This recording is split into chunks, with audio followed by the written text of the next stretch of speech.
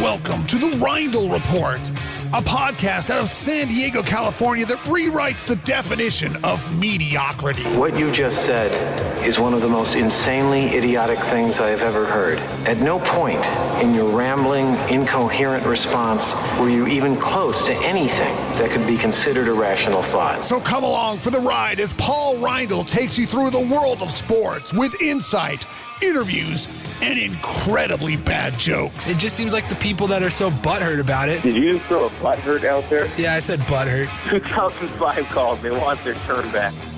Yeah, walked right into that one. Now, here's your host, Paul Reindl.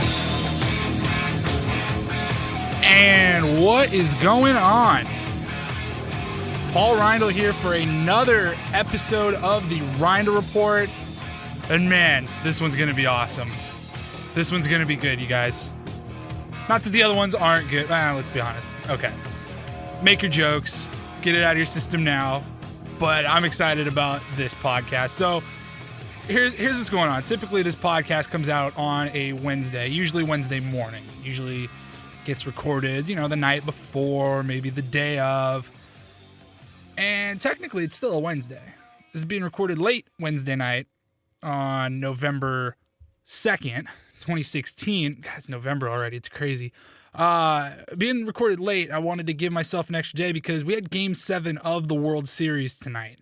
And I would have not felt right recording a podcast about sports on a Tuesday or even Wednesday before Game 7 had been played and just either not saying, oh, Game 7's coming up later, because by the time you guys hear this, the World Series would have been over anyways.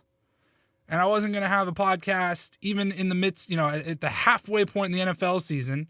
I wasn't going to have a podcast about sports and not talk about Game 7 of the World Series and just the World Series in general, because it was an amazing series. Cleveland and Chicago, two teams, two franchises, two fan bases that have just gone for so long since their last title. I mean, my God, Cleveland, obviously the Cavaliers won in June, but they had just been the butt of every sports joke for the last however many years. And then Chicago hasn't won the damn thing in 108 years. It's just an absolutely amazing series that went to Game 7. There was a couple blowouts, I suppose, where the game gets busted wide open in like the 6th inning or something, or even a little earlier in one of the games. But for the most part, this was must-see television. It was outstanding.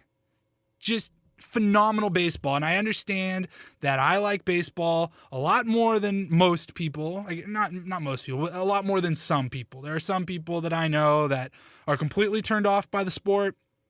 It's too boring. They'll go to a game here or there, sure. They won't watch it on TV, and that's fine. I get it. Pace of play. I could go on and on about that. But for the most part, I would say baseball is more, watched casually by a majority of sports fans. But not tonight. No.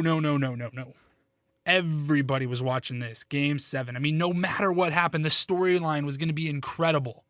Whether it was Cleveland at home, winning it for the first time since the 1940s, or Chicago breaking the curse of the Billy Goat. No Steve Bartman in attendance tonight. Chicago, 108 years. Either way, the storyline was going to be incredible. So I don't need to act like you don't like this is being recorded before the game or anything like that. Chicago did it. Chicago won. Chicago came back from being down 3-1, and they won 2 at home, one at home, and then they sent it back to Cleveland, and they won 2 more. Unbelievable. Just every pitch. I mean, oh my God. And Twitter was unreal tonight. Just amazing. The GIFs or the GIFs or whatever the hell they're called, the images, crying Jordan made an appearance. Of course he did. There was a tweet that was time-stamped 2 years ago, almost to the day. I think it was November 4th, 2014. I'm going to pull it up right now on my phone because it was just, you're going, what was this guy? Who is this person? November 4th, 2014. It was at Rays Fan Geo. It says 2016 World Series, Cubs versus Indians. And then the world will end with the score tied in Game 7 in extra innings. #apocalypse. That was at 9:23 a.m. on November 4th, 2014. And the game went to extra innings. There was a rain delay. I mean, you started to think, I don't know, I retweeted that a couple of different times, and I'm thinking, okay, interesting. And then I saw the extra innings part, and I go, okay, who was this guy? Was this Nostradamus himself predicting the end of the world? Because now I'm starting to get a little bit concerned. Cubs go on to win. A lot of questionable coaching decisions, especially by Joe Madden, mostly by Joe Madden. Having Javi Baez bunt with a runner on third with 2 strikes. He ends up bunting foul. He's out. The Aroldis Chapman roller coaster that was. I mean, throwing him out there in Game 6 when he really wasn't needed, and then throwing him back out there in the 9th inning of that game when he definitely wasn't needed with, I think, what was it, a 7-run cushion? I mean, everybody's thinking, why are you doing this? He's gassed. So then Chapman comes in late in Game 7, blows the game. Rajai Davis with the greatest hit he'll ever have in his career, ties the game on a 2-run homer to left. Chapman blows the save. It goes into extras. Cubs going to win. Chapman, actually, of all people, gets the win. And I just, there's so many different ways that I could go about this series and this game. It was unbelievable for me as a sports fan. And I know people felt the same way because just Twitter absolutely was just exploding all night. And it's Twitter, so take it with a grain of salt, I guess. But a lot of people that I follow, whether they're famous, known journalists or what have you, or just, friends of mine, people I know, people that really didn't tweet about baseball. Maybe you didn't even know if they cared about baseball because they certainly weren't tweeting about it. Everybody just on the edge of their seats, ready for this game. And so it was great. Congratulations to the Cubs. Congratulations to the Indians. Hell of a season. Hell of a World Series. But right now, this is why I'm mostly excited. This is why at the beginning of this podcast, just a few minutes ago, I say this is one that I am really excited about because not just because I'm a baseball fan and I get to gush about the World Series or anything like that, but because my good friend Tom, you might know him as Downtown Tom. He's been on this podcast many times in many different forms and many different capacities, whether it's traffic, whether he just wants to make a stand-up joke or talk football or NBA. The guy watches a lot of sports. He does his homework. He knows what he's talking about. He's a dirty little Vikings fan. We won't keep that against him because Tom, who lives in Chicago, he's out there right now. This is being recorded late Wednesday night. I don't usually say when these are being recorded, not because I'm trying to hide anything or anything like that. But the game got over at about 9:30 p.m., 9:45 p.m. On Wednesday night, and Tom's being called within an hour because Chicago is just electric right now. I don't know what it is. I've seen little videos on Twitter that people have posted. I've seen the television is cut to Wrigleyville a couple of times. So hopefully Tom can shed some light on the absolute mayhem that has got to be ensuing right now in Chicago. Again, Cubs just won Game 7 of the World Series moments ago. I mean, like I said, I don't usually say when this podcast is being recorded because I never know when this damn thing is going to go out. But typically it comes out on a Wednesday. This is still technically a Wednesday. I just had to wait until after the World Series, and I'm glad I did because right now we got him on the phone in Chicago. You've heard him many times on the Reindl Report. Tom, what is going on? Hi, sorry about that here. A little technical difficulties. I don't know. I think there's a lot of radio waves flying through the air out here in Chicago. We got some World Championship stuff in the air, and it is absolute bedlam out here tonight, Paulie. Were you down at Wrigleyville? I mixed it up there for a minute or two. I'm not going to lie. but it was hard to get away from the TVs, just like they were talking about during the games that were in Chicago. It was jam-packed at every bar, so I was actually at a friend's house nearby the stadium, but I made it back over here right towards the end of the game, and it's incredible what I've witnessed tonight. I can't even imagine. I mean, I'm sitting here watching the game. I got Twitter open. Twitter, by the way, I don't know how much you were looking at a screen other than the television tonight, but Twitter was unbelievable. It was just fantastic. But I'm not attached to either of these teams. I knew it was going to be a great storyline either way. I could honestly have cared less. Once it got to Game 7, I didn't care. I said, just give me a good game. Damn it, we got a good game. But I was freaking out the entire length of that game, and I wasn't even a fan. I couldn't even imagine what either of these fan bases were going through. And you just knew one was going to be depressed, one was going to celebrate like they've never partied before. I mean, what is it like in Chicago? It's crazy, man. I don't know what to tell you. It's like you look around and you see grown men crying.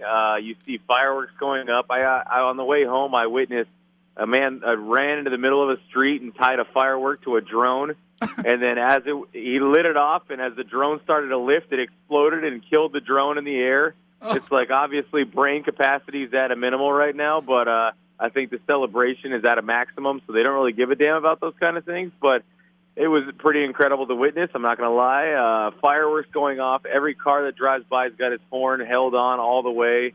It's just champagne spraying everywhere. You got natty lights flying across the street. It's a thing of beauty, I must say. So is it safe to say tomorrow's a citywide holiday, right? Nobody has to go into work tomorrow. On Thursday, November 3rd, nobody's going into work in the city of Chicago, right? I know a handful of my coworkers already called in sick, but I'm going to have to claim that the maintenance worker's coming over to fix the oven because I'm 6 deep. That's what she said. And it's going to be rough to focus on work tomorrow, I must say. Oh, my God. I can only imagine. Rajai Davis hits that home run in the 8th. I don't know if you were outside. I don't know if you're at Wrigleyville. I don't know if you're at your buddy's house. But when that happened, what was the vibe like when, Chapman comes in? There was a lot of questionable decisions regarding Chapman throughout the last couple of games especially, but blows the save, 2-run dinger to tie it there for Cleveland. What's going through? What's it like then? It was you've got to be freaking kidding me. And the funny thing for me is Rajai Davis got a special place in my heart growing up in Northern California. He was the guy who replaced Barry Bonds in the outfield for the Giants. And right before that AB, he came up and I said, "You'll never be as good as Barry." And then he hits a homer. Oh, no. Unreal. And, everybody in the room kind of just looked over at me like, who the hell invited this guy? All right. Where were you? Describe the feeling then. And just to be clear, for anybody listening right now, Tom is not a Cubs fan. He's adopted the Cubs, I should say. I guess living in Chicago, you kind of always want to root for the home team a little bit, unless they're playing your team. But didn't grow up a Cubs fan or anything like that. But final out, Chris Bryant to Anthony Rizzo. Can't believe I'm like blanking right there. Bryant to Rizzo, final out. Cubs do it. What happens wherever you're at that point? The least important part is my reaction was just complete shock. I couldn't believe they finished it because the way the game was going, I just didn't expect it to ever end. It just seemed like one error after another, one hit after another, one homer after another. It was pretty incredible. Great game, but it was almost real time the second the ball was caught by Anthony Rizzo at first base. Car horns started going off. People started pouring into the streets.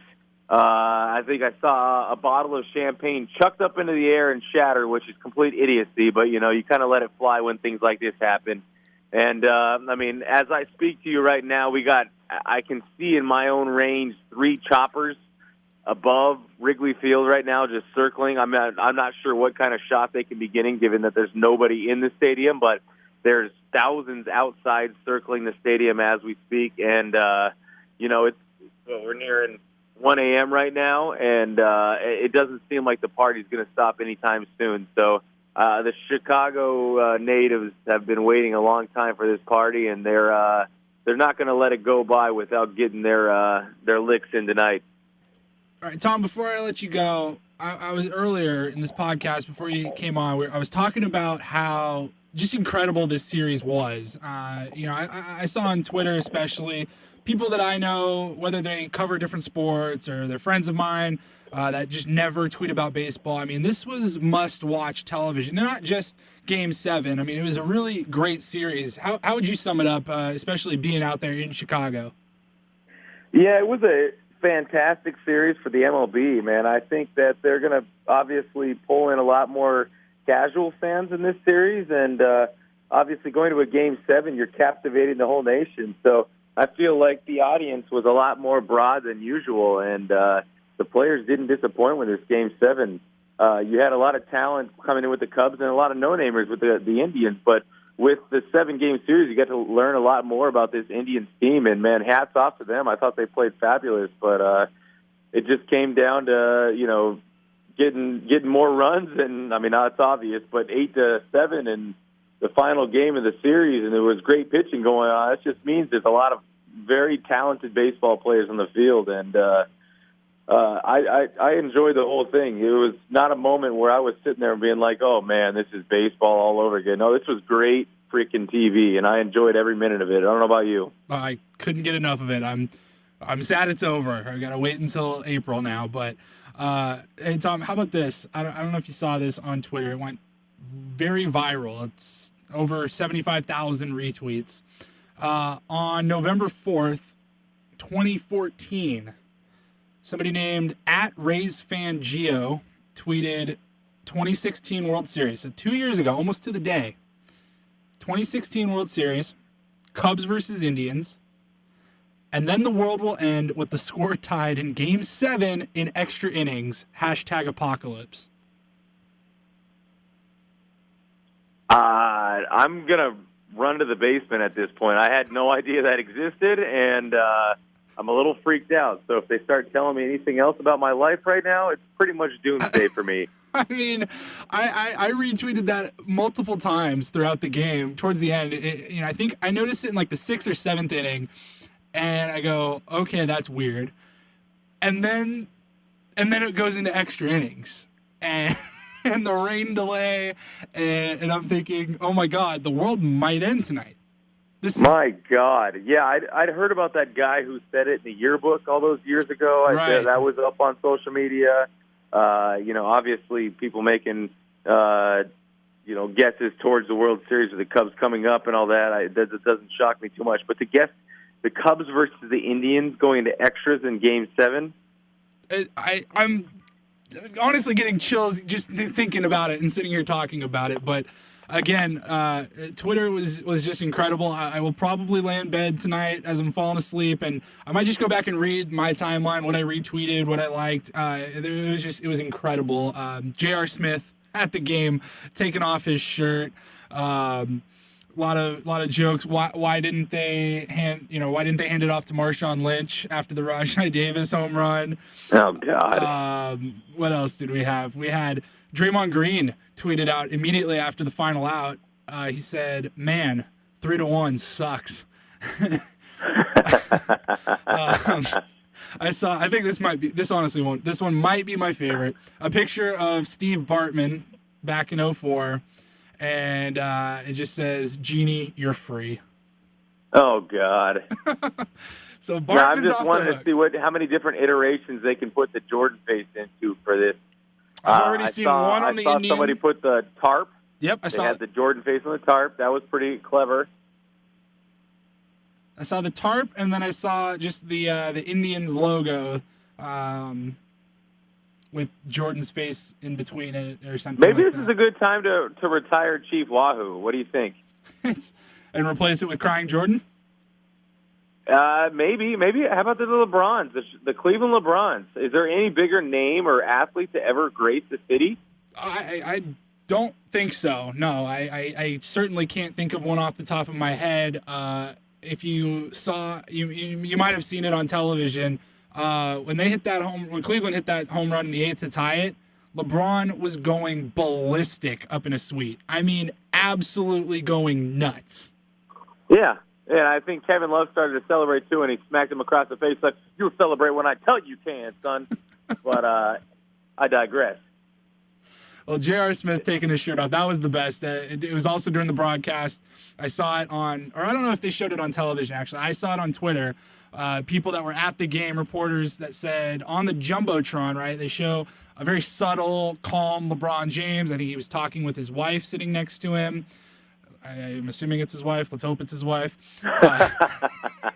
And so it's just a very calm, subtle LeBron on the Jumbotron, and then it immediately cuts. The screen cuts to J.R. Smith sitting somewhere else, shirt off, just going nuts, just doing what J.R. Smith does, and it wouldn't be. Yeah, I don't know about you, but I absolutely love it when sports teams in the same city come out to support another sport. I don't know what it is, but every time I see it, I'm like, that's just freaking awesome, because I feel like that's what I would do if I ever had any talent in my life, especially with sports.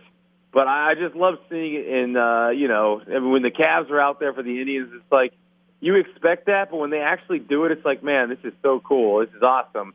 And it's even more cool to see LeBron sitting there crying like a little bitch. But, I just appreciate the other teams coming out and supporting one another. No, I think it's awesome. I think if LeBron really wants to prove, the Akron kid and Mr. Cleveland, Mr. Ohio, you know what? He should just lace him up and go play wide receiver for the Browns, because they could kind of use him. I mean, he could play quarterback, receiver, whatever the hell he wanted to at this point. That team is just an abomination. I sound like Stephen A. Smith right there. Not quite as bad, but close. Yeah. So, are you kidding me? Are you kidding me? You got to use a lot. You got to enhance your vocabulary if you're going to be Stephen A. Smith. Just incorrigible. This was an abomination. You got it, buddy. But let me now ask you this question. What are we looking at for the 2017 Seattle Mariners? Is it their year? No. I couldn't tell you. I would not be the. I'm not the Mariners insider that I once was. Was surprised they even made it interesting this season, but no. Well, then give me your 2017 predictions. I mean, that guy on Twitter picked it down to Game 7, extra innings. Who will be in the World Series 2017? Okay, here. Gosh, off the top of my head, Cubs, Yankees next year. But I will say this, and I mentioned this on last week's podcast, maybe 2 weeks ago. I think it was last week. The Cubs have done now what the Padres are trying to do. The way they built their team through the draft, through the farm system, through international signings, and then going out and getting a couple of pieces, like the Andrew Miller. The Indians did it the same way. That's just the model. Aroldis Chapman for the Cubs. You got the pieces, then you go out and get a veteran, a big name to kind of put it all together. The Cubs or the Padres are trying to build that. And I've kind of jumped on board, and a lot of people have around here, especially Padres management. Padres are going to win the World Series in 2019. It's not an even year, so we don't have to worry about any of that bullshit. But Padres in 2019, that'll be. I think I've already tweeted that. I should probably pin that to my timeline so that I can have 100,000 retweets or whatever. At Rays Fan Geo got after that insane. Does that mean we're going to have to wait till 2019 till the brand Paul R. Bear takes off? I don't think so. You're taking over the nation one podcast at a time, and I appreciate the work you're doing right now. All right, well, at Rays Fan Geo, 146,000 retweets right now. By the time that this is being recorded, it's only going to grow. Tom, that was awesome. Really appreciate it. Short notice, giving us just the vibe out there in Chicago. Enjoy it. Enjoy work tomorrow. And I will be texting you throughout the week. I want to know what this parade. You're gonna probably make plans for the parade. Yeah, I was asking around to see what day that is. Been speculating between Friday and next Monday. I guess they don't do them on the weekend, so I would definitely love to give you some footage over the weekend or whenever that parade actually comes through, and I'm sure you'll be getting some text from me about that. But it's going to be quite the scene here, because if what we've seen tonight is any indication of the party that's going to go on, this will last for at least a week. So I'm looking forward to it, and I'm glad I can be out here to witness it myself. Absolutely. Hey, as field reporter for the Reindl Report, if you could just, maybe get 5 minutes alone with Joe Madden after, at the parade or something, go ahead and get that. Send it to me. We'll use that on next week's podcast. Sound good? I'm sure I could pull some strings, but I'll just end it with this song that's been stuck in my head all week. Go Cubs, go! Go Cubs, go! And that's the Paul R. Bears baby song. Oh, wow. Tom, appreciate it, man. We'll talk to you later. It wouldn't be a call without a perfect sign-off. Take it easy, buddy.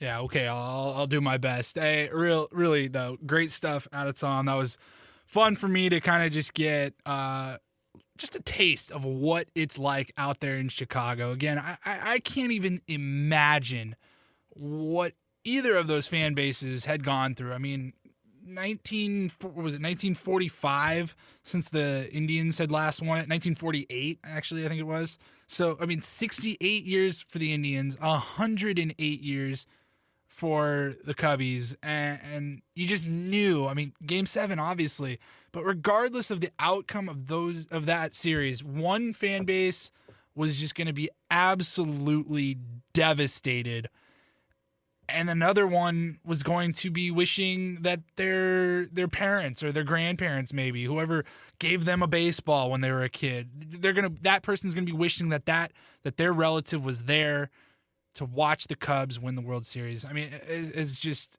unbelievable, and so fun to see what's going on out there. Really, I can't imagine any other city partying like Cleveland's. Cleveland's gonna be. They'll be drinking in Cleveland for different reason than they are in Chicago. Chicago, I can't imagine another city that could celebrate the way they are now going to celebrate. Because, I mean, obviously 108 years, longest drought in all of sports. Chicago is a great sports city. I mean, those Midwest cities, they love their sports, and they just happen to also have a lot of the droughts now. I mean, Cleveland, Milwaukee hasn't won the World Series in like 50 years, or they've never won it, but they've been around for like 50 years. I think Texas is up there, and I think Houston as well. And then not too far behind that would be the Padres. So you already heard it here. 2019, Padres are going to win the World Series. I don't know what our parade will be like, but I don't imagine it's going to be like the Cubs. But we'll have to wait and see. So really, to wrap things up with baseball, at least, I mean, just an absolutely amazing World Series. Game 7 doesn't get any better than that. And, we were joking there with Tom, going through some of the absolute gems that were found on Twitter tonight. And the one that made me laugh was the Draymond Green one, right? Man, down 3-1. That sucks. Here's the deal. I've seen a lot of memes and tweets and stuff, in the making all yesterday and today and even a couple of days ago, and just people getting ready, right, for Cleveland to possibly blow a 3-1 lead. Like how ironic would it be for Cleveland, who I'm sure a bunch of people in Ohio were making fun of the Warriors. Oh, how did you guys blow a 3-1 lead, right? And so people were just getting ready just in case Chicago could pull it off. And now they did. You heard it from Draymond Green. There's going to be crying Jordan faces all over on Twitter and Facebook and Instagram and all that. But here's the difference, okay? There's a major difference between the two. It is not apples to apples here, okay? The Cleveland Cavaliers down 3-1, sure. And they have the best player on the planet. I guess I can't really say he's the best player on the planet. He wasn't even the unanimous MVP, right? But LeBron James, one of the greatest, if not the greatest of all time, going to go down in history. We're going to have that argument forever. It seems like Jordan versus LeBron. Okay, and they had some role players like Kyrie Irving, Kevin Love. Oh, Tom, I hope you're listening to this. Kevin Love, baby, won the big three. But here's the difference, okay? Cleveland was down 3-1 to the best basketball team ever in NBA history. No team had won more games in the regular season than the Golden State Warriors. 73-9. So, yeah, it was far-fetched and outlandish to think that the Cavaliers would come back from 3-1 to beat a team, the best team in the NBA, in NBA history, with the MVP and the best three-point shooter in the game at home. Like, yeah, it was unheard of that team the Cavaliers would come back and beat that team down 3-1 in the series. Now on the other side, fast forward to today, World Series, Major League Baseball. The Indians, Cleveland, up 3-1 against, wait for it, the best team in baseball. Not historically. They didn't set the all-time wins record, but they did lead the Major League in wins. They were favored heading into the season. They have the most stacked roster. They have the best pitching staff. They're coached by one of the best coaches in baseball. The Chicago Cubs should have and did win the World Series. So the difference is that Cleveland, yeah, they had a 3-1 lead, but I almost don't even want to call it a choke. It is a choke because up 3-1, especially with, two of those games at home, because Cleveland somehow got home field advantage. Thanks again, Bud Selig, for that genius idea of the World Series or the All-Star game. But it's preposterous to me. I mean, it's not the same. Cleveland should have won. And I guess I will entertain that it was a choke job, okay? Down, up 3-1, you got to close it out. But at any point, did you really count the Cubs out? Did anyone really count the Cubs out at 3-1? I didn't. I didn't see a lot of people that did. Because everybody knew they were the best team in baseball. You couldn't count them out until they were dead and this thing was over. So I don't know. I think the comparisons between the Cavaliers and the Warriors series and the Indians and Cubs series, I don't really see it, but that's just me. All right, what are we at here? We're almost at over half an hour already. All right, I do want to get to some football. I really do. I'm not going to get to as much football as I normally would. This is the World Series edition. That was just such a great series, and it deserved a podcast all on its own. But it's also the halfway point in the NFL season, so a lot to talk about there. Chargers, they did it again. They found another way to lose a game, and I've joked about this a bunch now at this point. Of do they just sit around and think of new ways to lose football games? This was one that I not sure I would have thought of. Look, on the road, playing a divisional opponent, the defending Super Bowl champions, the Broncos, right? Altitude, everything's against the Chargers in that setting. But they were in a position to win that game. They lost 27-19. They were in a position to win that game, even with Phillip Rivers having a pretty terrible game. I mean, threw for like 260 yards, I think, but he had 3 picks, 2 touchdowns, but 3 picks. Could have had, I struggle to call it 3 interceptions because a couple of them for sure, went off his receiver's hands. They get deflected up into the air, and then they're picked. So I will just say this. I do wish there was a way to differentiate as far as interceptions go on what's really on the quarterback. I mean, if he hits a guy in the chest or hits his receiver in stride right in the hands and it gets popped up and a defender comes down with it, it's not really fair to put that on the quarterback. But I digress, and I will say that even the passes that went incomplete or weren't intercepted, they weren't good. Phillip Rivers he was off. He did not look like the same. It was not the typical game that you would expect from a guy like Phillip Rivers. But the Chargers were still in position to win this game. And with like 2.5 minutes left, they get the ball. They get first and goal on the 2-yard line. And if you're listening to this, this is a San Diego sports podcast. You probably already know what happened, and I'm just salting the wound here. But they passed on 4 straight plays. They did not hand the ball off to Melvin Gordon, who had over 100 yards on the ground and had just been running like a monster. And, he either led or had led the league in touchdowns. Maybe I think LeGarrette Blount might have passed him. But he was one of the top leaders in touchdowns on the ground. Doesn't get the ball once on first and goal on the 2. Your first-round draft pick from a year ago that you traded up to get, mind you, doesn't get the ball. I could not believe it. That was definitely a new way for the Chargers to lose a football game. Absolutely. And Mike McCoy, I don't know what to say anymore. I mean, we got all the McCoy-isms, they're just looking for the best 53. Didn't execute the game plan, all 3 phases, you name it. I mean, you could honestly take 1 or 2 Mike McCoy pressers, use a little sound editing, pull some clips here and there, and you can put together your own Mike McCoy press conference. It's the same crap spewed out every week. And when asked about the 4 straight passes on 1st and goal from the 2-yard line with Melvin Gordon right there, he just said, we called what we called and it didn't work out. He just shrugged it off. And so the guy has to know, I mean, at this point, that he's getting fired. It'd still be nice for the fans. It's kind of like, dude, you owe the fans to give them some sort of explanation before you just get thrown out on your ass and shown out the door. When's that going to happen? I don't know. I mean, it could happen, I suppose, if the Chargers lose this weekend to the Titans. Maybe Dean Spanos wants to make a point, try to get, would Mike McCoy rally up some votes? If he gets fired, would that spark some votes from people for Measure C and get that ballot?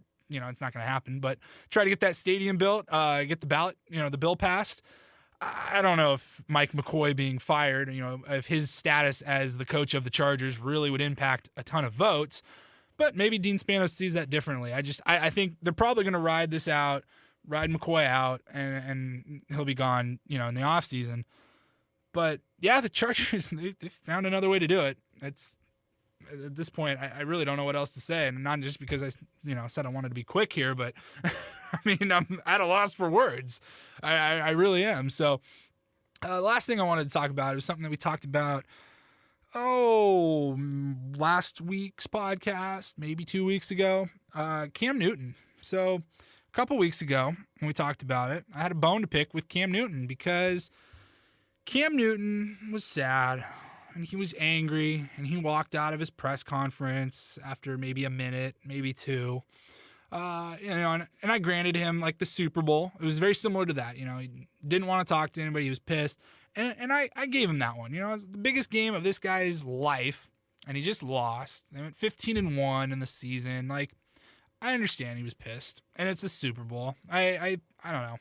It seems like it's honestly too bad after a game of that magnitude that the media gets access to just throw a camera and a microphone right in their face pretty much immediately. I mean, you can do it to the winning team. They don't care. They're happy, but it just seems like give them a couple minutes to soak it in, calm down a little bit.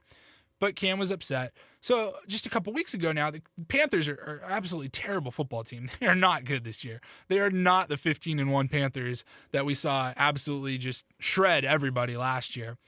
And they were off to a bad start. And Cam Newton wasn't the same. He was upset. He was sad. He was pouting. He was frustrated in his media, interviews. And I just go, Cam, when everything was going your way, I remember you smiling and dancing and jumping around and, doing a 30-second dance because you got a first down. And I remember all that. And now all of a sudden, where'd that go? Because it's easy to be braggadocious and cocky and celebrating every little thing when your team's doing well and everything's going your way. So now, after they actually won a game, this was after a win, Cam Newton goes on about, this football's not fun right now because he's sad that he keeps getting hit and he thinks he's being targeted. Well, Cam, here's the deal. You kind of are getting targeted. You kind of brought that on yourself because, you had the mentality of, oh, you don't want me to dab, you don't want me to dance in the end zone, then try to stop me. Come and stop me, right? Well, now it's happening. So I'm just kind of getting sick of it. I was sick of it a couple weeks ago. How you gotta. There's 2 sides to it, Cam. You can't just be one way when everything's going your way and you're happy and everything's good in Cam Newton's land. And then as soon as there's some adversity, then you just completely shut down. You're not going to be a leader. You're going to blame other people. You're not going to talk to the media or anything like that.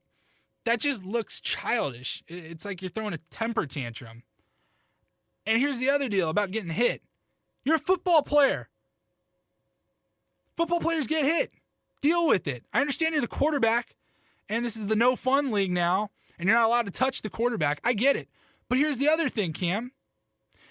When you tuck the ball and run like you tend to do, because you're a freak athlete, I'm giving you all the credit in the world. You're an amazing athlete, Cam Newton. I'm sure you're listening. So let me just make that clear. You're an amazing athlete. You like to run the ball. You're good at it. Nobody's open. Go through your progressions. Tuck that sucker and take off. But when you do that, you're no longer a quarterback, okay? Now you're a running back. And now you can get hit. So just don't complain about it. You're playing football. I mean, my God, if you were playing baseball or basketball and you were getting just blows to the dome, then I would probably be frustrated too. And look, I'm not trying to make light of head injuries or anything like that. He should get the same treatment as anybody else on the field. When he tucks and runs, he should get the same treatment as a running back or a wide receiver. Look, if he's a defenseless player and he gets hit, or if somebody, if a defender is leading with the helmet, gives him a headshot, yes, they should be penalized, and that's upsetting. And you got a point there, Cam. But just because you're getting hit, come on. I mean, what do you think that says to whoever you're playing the next week? I mean, you're playing. This was after your last game. You're now playing the Rams on Sunday. You think Aaron Donald and company, they're hearing that and they can't wait to just stick you on Sunday now. Because they know you're thinking about it. And it's going to get in your head. So it's just, I don't know. Maybe I just need to get off my soapbox. Get off my high horse, because I'm not the one out there getting hit. But shoot, for Cam Newton's salary, I'll take a couple of hits. But no, it's just, I don't think I'm being too harsh or anything like that on this topic. I mean, you're a football player, Cam. Deal with it, all right? I know you're going to go talk to Roger Goodell, and you're going to try to change the world together. But you're a football player. Football players get hit. That's it for me. That's all I got. We're past 40 minutes here. A lot of fun. This was a good episode, and it was awesome to hear from Tom again, and we're frequently having Tom on the podcast, so it wasn't just good to hear him and just catch up, because we do that too often. But to hear just the raw emotion for somebody that's living in Chicago, literally within an hour of the final pitch, we had him on the phone here. So that was fun for me. And we get to talk a little football, a little bit of everything. But this was generally the World Series edition of the Reindl Report. You can follow me on Twitter at the Polar Bear SD. You can go on to the ReindlReport.blogspot.com. All the podcasts and all the interviews, everything goes up there. And you can go on iTunes. And this is my time where I make my shameless plug. You can subscribe, get it right to your phone, however you get your iTunes, computer, laptop, iPhone, whatever. I press submit, it gets sent out to you, and I think you can get like a push notification. It'll let you know right away when the Reindl Report is available. So I'd love for you to go out there and subscribe if you haven't already. Leave a comment if you'd like. But that's gonna do it for me. Again, this was being recorded late on Wednesday. This will technically should be released on a Wednesday, but most likely you'll be listening to this at Thursday at the earliest, even though this podcast typically comes out on a Wednesday. Had to wait for the World Series, and I'm glad we did, because, man, that was just what an incredible series. Baseball, just MLB, thank you, because that was an amazing bow on the season, on the 2016 season. So that's going to do it for me. I will talk to you guys next week. Thanks for listening in.